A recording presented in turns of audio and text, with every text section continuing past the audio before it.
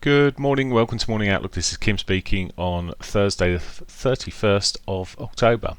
On what should have been Brexit Day, he says. Obviously that's not happening now. We have, we've really got to look at the remains of the Fed decision yesterday. Interest rate cut as expected, totally priced into the market, one would have assumed. However, we've seen the euro push up this morning. Now, we did have other data that came out yesterday with the US GDP figure, which was much better than expected, and we should have, from that perspective, seen the dollar increase in strength. But at this juncture, we're not seeing that. But as I said, things could change as we run through this day. Now, technically, looking at this euro, it looks like it's sort of managed to put in a bit of a base, turn around a bit yesterday, and well, that daily 200 could be in line. That's technically, from that perspective, well, it obviously takes no account of any fundamentals at this stage, and looking at it still technically, if you come down to this 4 hour, you can see it's run into the sort of the prior bodies there way back a couple of weeks ago. It's actually running into the bodies, and we're seeing some selling coming into that. So bringing it down to the hourlies, we've got the daily pivot below. It's a possibility today. It's not that many pips away. It's less than 30 pips, or around about 30 pips away as we sit here. Certainly a possibility. When you look at this bearing, I know a lot of people don't like fundamentals, but what drove it in the first place yesterday? Potentially the fundamentals. But then the sort of the rally, where did that rally come from?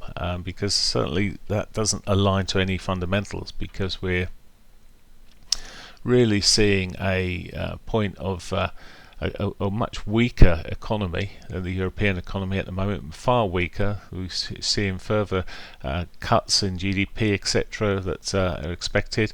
Yet we're seeing a rising GDP in the US. So there's no sort of alignment there at this juncture. It may be, well, just driven. There's this sort of dollar bashing that's been going on for a while. Maybe that's causing it. Why do we need to worry what it's doing? We just need to look at this price action, and as soon as it suggests weakness, and there were some early signs of weakness through, but it's almost extreme. There may be extreme, so we've got the potential for it to push back up there at 4 o'clock this morning. But reality, well, it's just as I say, trade what's in front of us. We do have the daily pivot that's sitting down there, and that may well be the early and logical target at some point today. Okay, the pound now took a slight chip up there. Sort of what next for the pound with no Brexit? Well, the market's liking it at the moment because it's stalled maybe, and it's erring upwards slightly, but well, fundamentally it's not too soured or whatever else in terms of what's happening. Coming back to this 60-minute time frame, well, we've got some divergence at the moment. Maybe a break of that low of 29.15 will see us run back towards the daily pivot at 28.84. May give a move back down to there. At the moment, as I say, there is it softening on the hourly point of view here, but I still see the pound, if we remove some of the data around about it, it's still got a more bullish hint in terms of the fundamentals that are actually been coming out, largely anyway, relatively. Okay, the yen, the dollar yen looking soft here at the moment.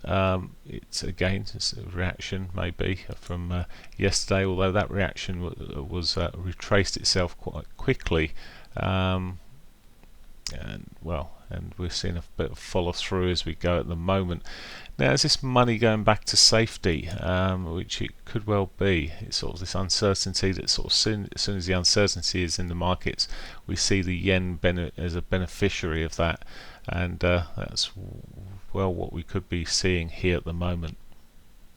So looking like a move a move of safety at the moment. Where to today? Well, if this sort of the gas comes off of here and it starts reversing, where we've got the daily pivot, which will bring us back to the sort of mode or mean area sort of thing, mean regression sort of area, potentially back towards that 108.95. But at this stage, weekly pivot still hasn't been hit. Look out for that as a support area at 108.57.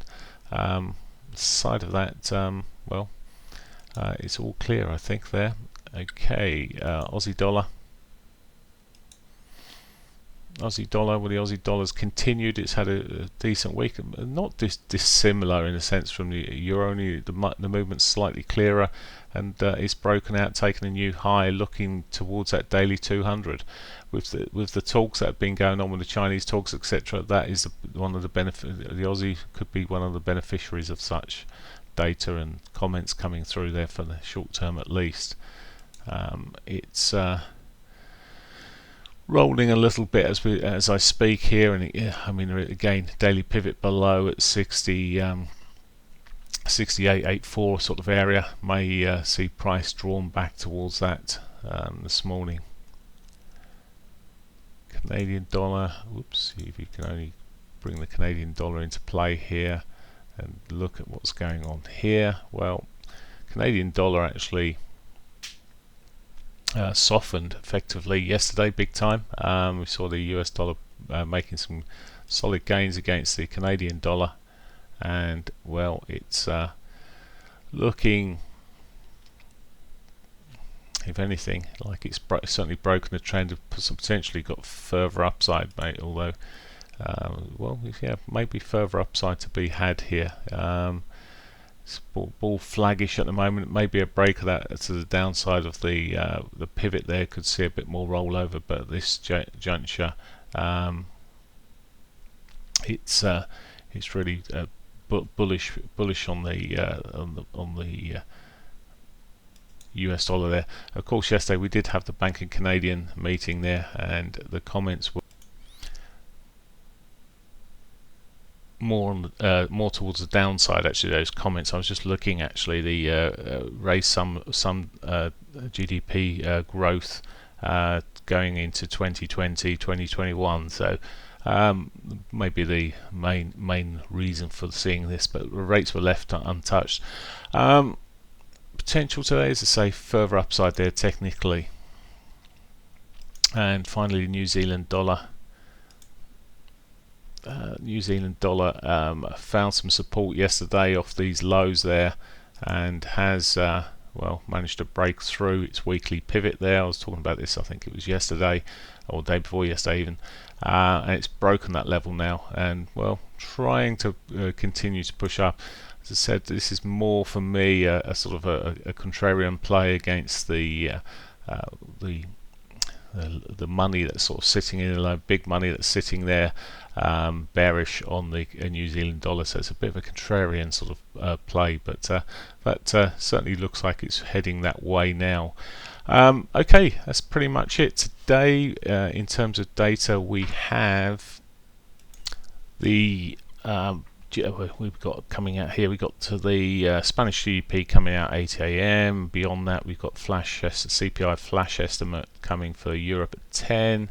GDP data at 12:30 from Canada. I think we've already seen some of that. It's a weekly figure, monthly figure. It tends to have lowish impact.